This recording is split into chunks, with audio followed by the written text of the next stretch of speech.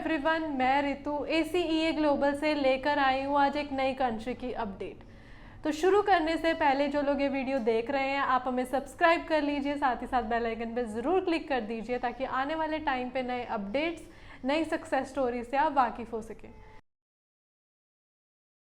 तो आज हम इस वीडियो में बात करेंगे फ्रांस स्टडी वीज़ा के बारे में। आज हम इस वीडियो में आपको बताएंगे कि कैसे आप स्टेप बाय स्टेप अपना फ्रांस स्टडी वीज़ा अप्लाई कर सकते हैं, क्या उसकी कंडीशंस है, रिक्वायरमेंट्स हैं और क्या प्रोसेस होता है। तो फ्रांस एक, जैसे आप सभी को पता ही है, एक शेंगन कंट्री है। एक कंट्री के वीज़ा पे आप बाकी 27 कंट्रीज़ में ट्रैवल कर सकते हैं। एजुकेशन के मामले में, चाहे वो कंट्री के वाइज हो, एनवायरनमेंट के वाइज हो, तो फ्रांस एक टॉप कंट्रीज़ में गिनी जाती है। फ्रांस को बिज़नेस हब भी कंसीडर किया जाता है क्योंकि यहाँ पे बहुत सारे बिज़नेस स्कूल्स हैं। Example Rennes business school, Paris business school और इसके अलावा Skema business school, Excelia group, ये सारे टॉप रैंकिंग बिज़नेस स्कूल्स हैं जो फ्रांस में अवेलेबल है। आप यहाँ पे स्टडी करके एक अच्छी एजुकेशन ले सकते हैं, साथ ही साथ एक अपना करियर बना सकते हैं। तो अब हम बात करते हैं कि कैसे आप फ्रांस स्टडी वीज़ा अप्लाई कर सकते हैं। तो सबसे पहले स्टेप आता है रिक्वायरमेंट्स का।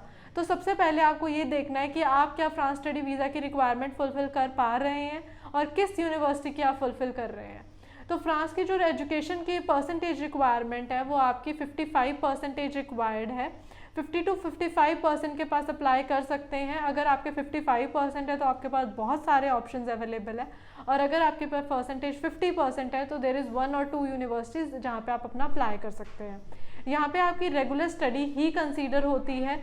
और अगर हम गैप की बात करते हैं तो अगर आप +2 पास आउट स्टूडेंट है तो यहाँ पे आपका 3 to 4 ईयर्स के गैप के बाद भी आप अप्लाई कर सकते हैं।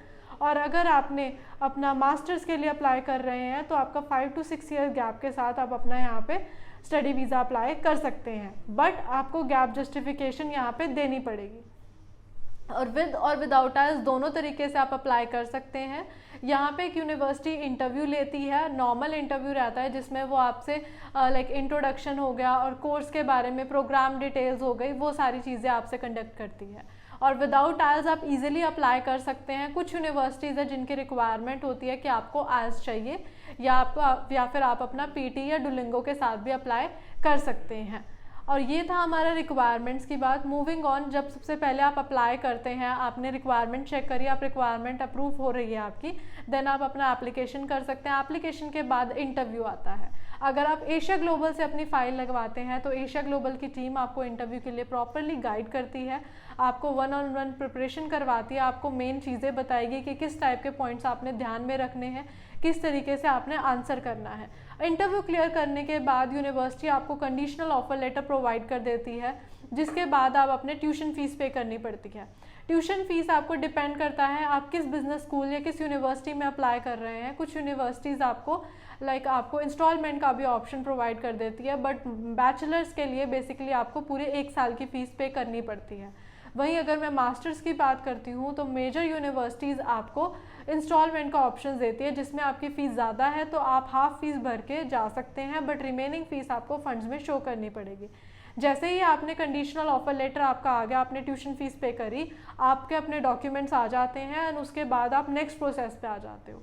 फ्रांस में जो अगर आपकी फ़ाइल एम्बेसी में जाने से पहले यहाँ पे एक सेंटर्स बनाए हुए हैं all over the world, campus France के नाम से, जहाँ पे आपकी फ़ाइल जो है वैलिडेट होती है। उसके बाद ही आप एम्बेसी में फ़ाइल सबमिट करवा सकते हो। तो इसके बाद आपको कैंपस फ्रांस की एप्लीकेशन करनी होती है। कैंपस फ्रांस में अप्लाई करने के बाद आपको अपना फर्दर जो भी उनकी रिक्वायरमेंट्स है 1-on-1 आती है वो आपको फुलफ़िल करनी रहेगी। अपने till date gap justification provide करनी पड़ेगी कि आपने गैप में क्या किया है, and after that campus France की फ़ीस पे करके आपको इंटरव्यू के लिए वहाँ पे प्रेजेंट होना पड़ता है। फिर इंटरव्यू देने के बाद आपका within 7 to 14 days campus France अपनी जो आपकी प्रोफाइल है वो वैलिडेट कर देता है और NOC लेटर आपको प्रोवाइड कर देता है कि उसको आपकी प्रोफाइल के ऊपर कोई ऑब्जेक्शन नहीं है, जिसको हम नो ऑब्जेक्शन सर्टिफिकेट भी कहते हैं। आफ्टर दैट जो हमारा नेक्स्ट पार्ट आता है वो है हमारा एम्बेसी का। देन आप अपनी वीज़ा फाइलिंग कर सकते हो। वीज़ा फाइलिंग के टाइम पे आपने मेजर चीज़ें जो ध्यान रखनी है वो है फंड्स, कि जो आपकी फ़ंड्स के रिक्वायरमेंट है आप फुलफ़िल कर पा रहे हैं या नहीं कर पा रहे हैं। अगर हम यहाँ की फ़ंड्स के रिक्वायरमेंट की बात करें तो 7380 यूरोज़ रहती है, बट जो फ्रांस जो है एक कॉस्टलियर सिटी है तो इसलिए रिकमेंडेड रहता है कि आप ज़्यादा फ़ंड शो करें। अगर आप पेरिस सिटी के अंदर आपका कैंपस है तो आपके जो फंड रिक्वायरमेंट रहेगी 12,000 to 14,000 यूरोज़ रहेगी। अगर आप आउटर सिटीज़ रेनेस है या ला रोशेल के अंदर बाकी अदर सिटीज़ में रह रहे हैं तो आप थोड़ा सा कम फंड भी दिखा सकते हैं, बट यहाँ पे जो वीज़ा है आपका फंड्स के ऊपर भी डिपेंड करता है। ये जो फंड्स है आप अपने पेरेंट्स के रिकमेंडेड रहते हैं कि आपके फादर मदर ग्रैंड पेरेंट्स दिखा सकते हैं। अगर मैं वे की बात करती हूँ तो आप सेविंग अकाउंट के अंदर ये फंड दिखा सकते हैं, साथ ही साथ अपनी एफडी भी यहाँ पे कंसीडर होती है। तो अपनी वीज़ा फाइलिंग के लिए आपके फंड्स आपने देखने हैं, आपने जो भी डॉक्यूमेंट्स हैं वो आपने इकट्ठे करने हैं, अपनी फ़ाइल तैयार करनी है, देन आप अपना अपॉइंटमेंट लेके अपनी फ़ाइल सबमिट कर सकते हैं। तो ये था हमारा फ्रांस स्टडी वीज़ा का प्रोसेस। अगर आप भी अपना एशिया ग्लोबल से अपनी फ़ाइल लगवाना चाहते हैं या आपसे 1-on-1 काउंसलिंग लेना चाहते हैं, आज ही कॉन्टैक्ट करें 7479174791 पर। Thank you.